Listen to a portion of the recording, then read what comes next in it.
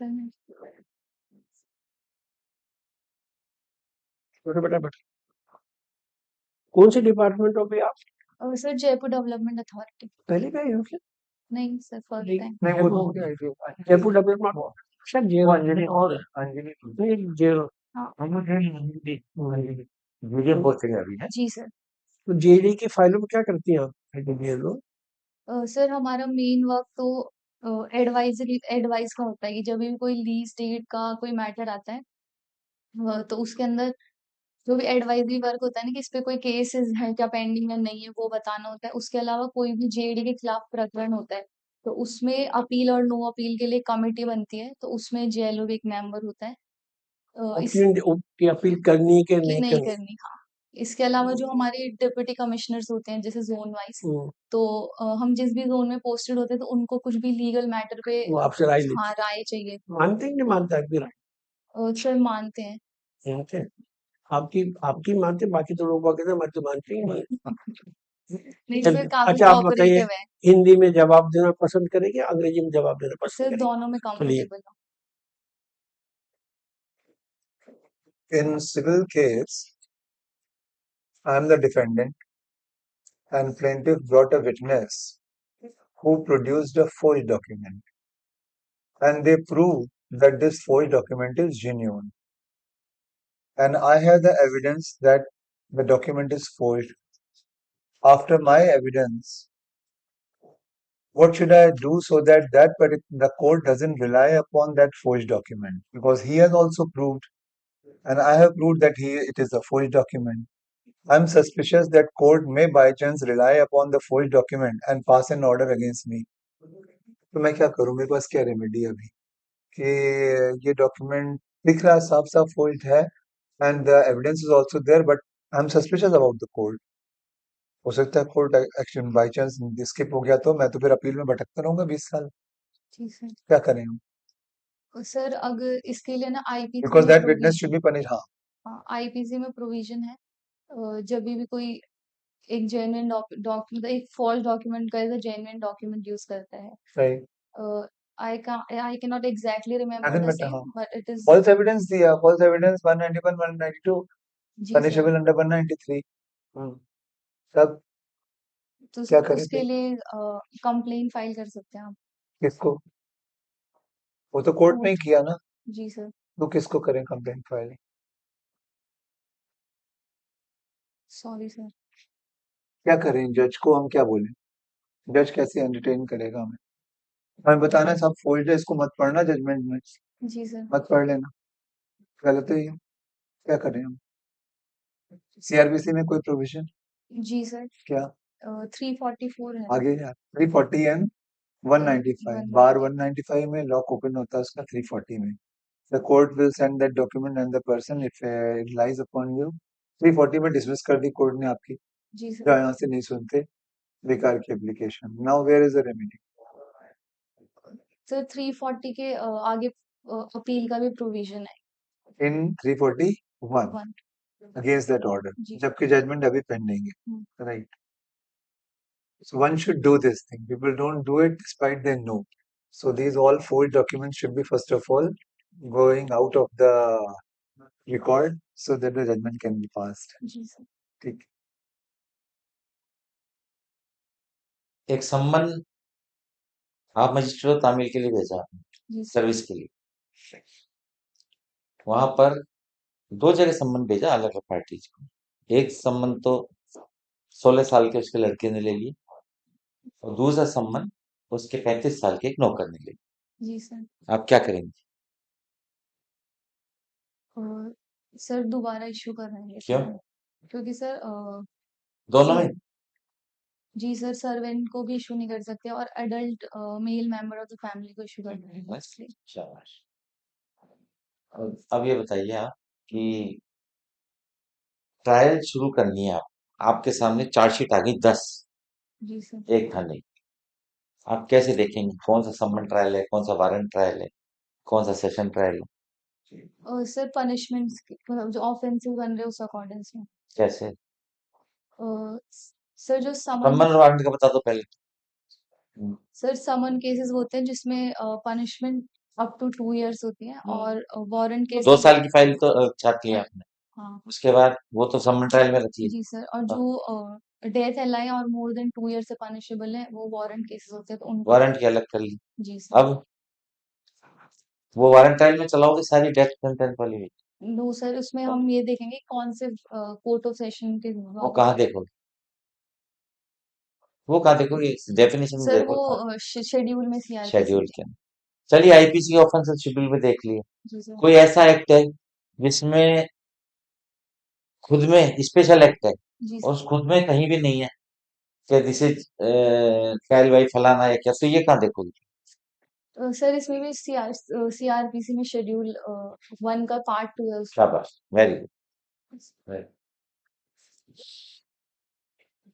आज पेपर में अच्छी न्यूज थी जी सर। कि जेडीए ने अपने बिहार 2-3-4 कॉलोनी काट दी जिसमें करीब 10,000 लोगों को प्लॉट दे दी।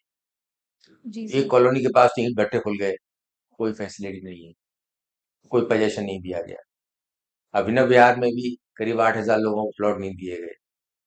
रिफंड के लिए जाते हैं 5% पैसे कम करती है जेडीए।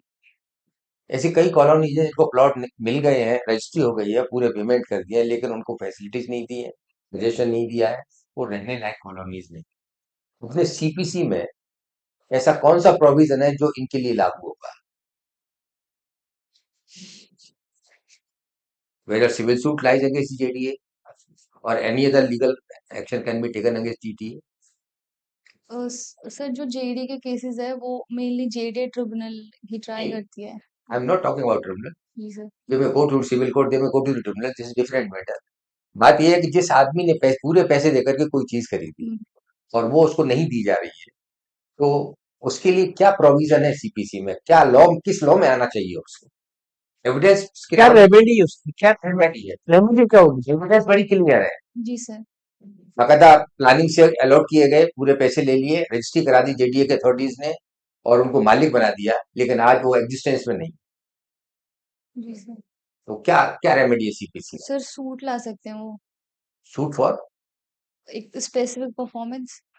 वो तो कर चुके हैं, वो रजिस्ट्री कर चुके हैं। वो इंजंक्शन के लिए भी ला सकते हैं। इंजंक्शन रिगार्डिंग सर कि उनको पोजीशन दिया जाए।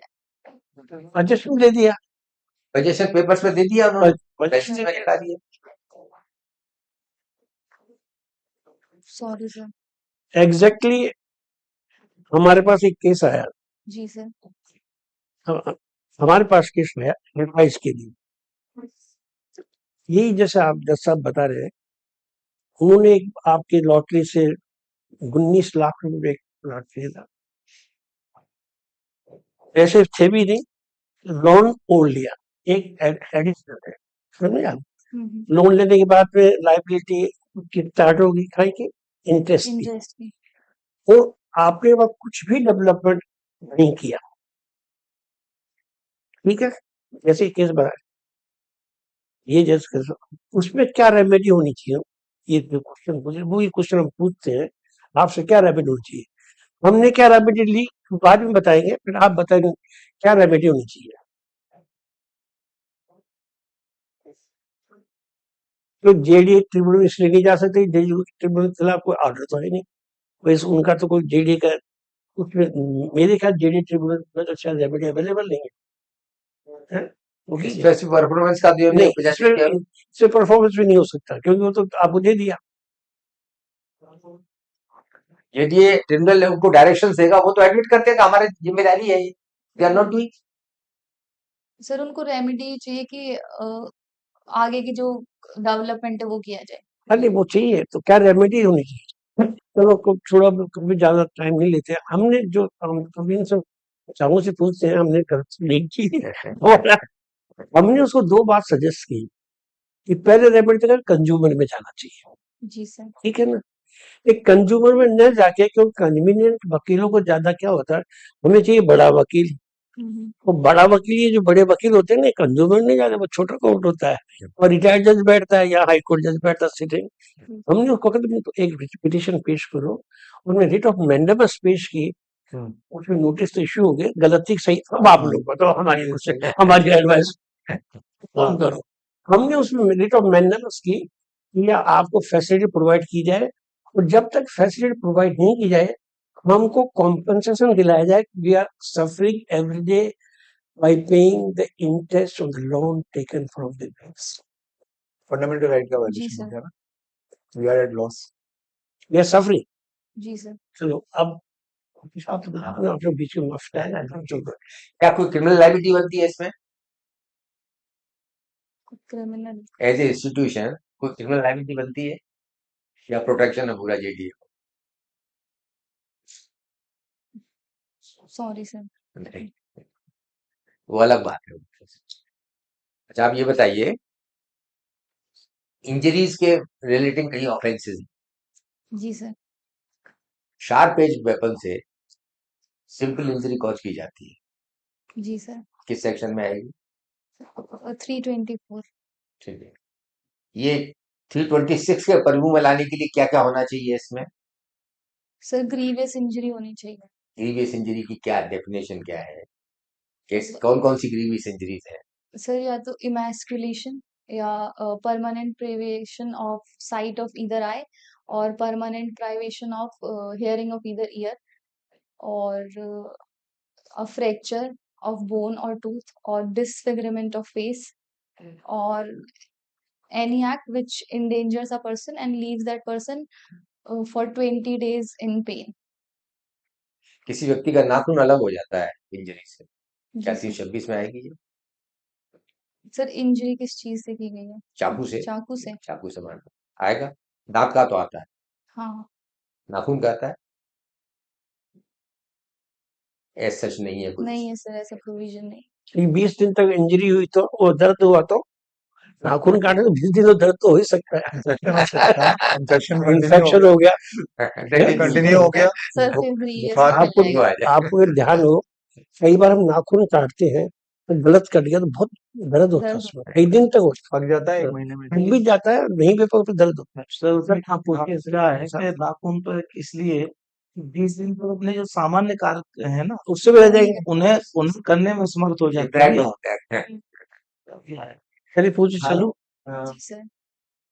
एक प्रॉब्लम है, विजय माल्या ने क्या किया कि ब्रिटेन की एक कंपनी थी जिसपे उसने महात्मा गांधी जी के वो चश्मा, कटोरी, चप्पल उसने गवर्नमेंट से खरीदी, और अपने आप फिर विजय माल्या ने उन्हें खरीदा, तय हो गया। बाद में कुछ चीजें देने से मना कर दिया, बोले नहीं ये तो हम नहीं देंगे। उन्होंने स्पेसिफिक रिलीफ में एक क्लेम लेकर आए कि मुझे तो वही चाहिए गांधी जी वाले। बोले कि गांधी जी का तो नहीं देंगे, बाकी आप चाहो तो हम ये चश्मा वगैरह बाजार से खरीद के दे देते हैं। उनके जैसे बना के हाँ वैसा ही दे देंगे, बना के। रिप्लिका लेकिन हाँ वो नहीं देंगे। अब मिलेगा क्या उन्हें? हम्म, स्पेसिफिक रिलीफ एक्ट में जी सर। दावा किया हमने। उस कंपनी के सर खिलाफ। अगर उनका ओरिजिनल कॉन्ट्रैक्ट में ये टर्म था कि अ, गांधी जी वाले जो आर्टिफैक्ट्स है वो ही देने हैं। वही चाह रहे थे तो खरीदे ही वो थे। वैसे तो वो 2-5 हजार के उसमें करोड़ में खरीदे, करोड़ शायद कुछ करोड़ की डील थी। जी सर। सर वैसे जो आर्टिफैक्ट्स होते हैं ना उनके लिए स्पेसिफिक परफॉर्मेंस तो नहीं करा सकते। जिसकी कोई इस तरह की जो मार्केट वैल्यू नहीं हो सकती, जिस चीज की दूसरी नहीं हो सकती, हम्म। वो देने पड़े। कंपनी ने ऑर्डर दिया, वो देने पड़े उन्हें, उन्होंने पेमेंट की, जी वो सर। देने के लिए बाध्य है। जी सर। ठीक है ना, क्योंकि स्पेसिफिक परफॉर्मेंस ही इसकी है कि वही चाहिए चीज, दूसरी चीज नहीं। अच्छा ये लीज और लाइसेंस में क्या अंतर है? सर लीज इमूवेबल प्रॉपर्टी का हम कराते हैं कि उसका स्पेसिफिक एंजॉयमेंट। वो तो लाइसेंस का भी, लाइसेंस भी हो सकता है मूवेबल प्रॉपर्टी का। Sorry sir. अच्छा, ये रूल ऑफ लिस्पेंडिस क्या है? सर जब भी कोई सूट पेंडिंग है और उस सूट में किसी भी पार्टी के सब्सटेंटिव राइट्स हैं, वो क्वेश्चन में है, तो उस टाइम पीरियड में उस इमूवेबल प्रॉपर्टी को के अंदर कोई भी दूसरे पार्टीज के राइट क्रिएट नहीं कर सकते। ठीक है, एक बिल्डिंग है, ठीक, जी सर। मेरी और मेरे भाई की है, और वो मैंने आपको किराए पे दे रखी है। तो आपने किराया नहीं चुकाया, तो मैंने आपके किराए की रिकवरी का सूट फाइल किया हुआ कोर्ट में पेंडिंग है। अब मैं उस प्रॉपर्टी को सेल करना चाहता हूँ, उस समय सेल कर दी मैंने। तो क्या इस रूल के अंतर्गत इलीगल सेल है क्या वो?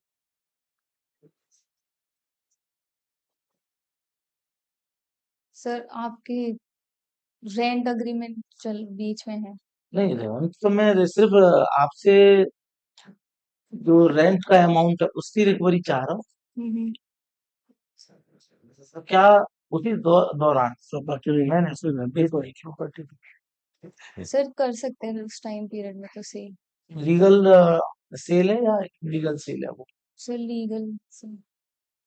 ठीक है, ठीक है। ओके बेटा, बहुत ओके अच्छा बढ़िया। है।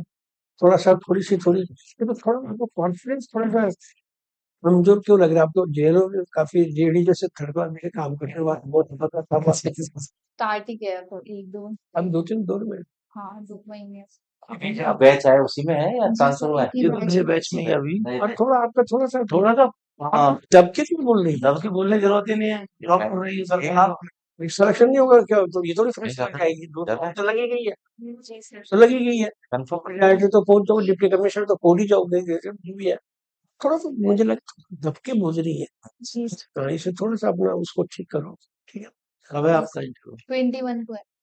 हाँ तो थोड़ा सा रिवाइज कर लो और कॉन्फिडेंस से दो आराम। हाँ, थोड़ा वो सर मैं अभी ऑफिस जा रही थी अभी तक तो मैंने अधिकतर रिवाइज नहीं कर पाई तो आप करो अभी सब थैंक पे से यू। ले नीचे लीजिए हाँ अब ले लो। आप लिखिए। तो मैं रिवाइज थोड़ा नहीं हो हाँ बिल्कुल। डायरेक्टर लॉ पे किसी की पोस्टिंग हो गई है? डायरेक्टर लॉ हमारे मनीषा सिंह मैम है। अच्छा, आपको RHS नहीं लगाया अभी? पहले डीजे कैडर के अधिकारी होते हैं ना उस पर। हाँ डीजे ही है मैम। डीजे है ना?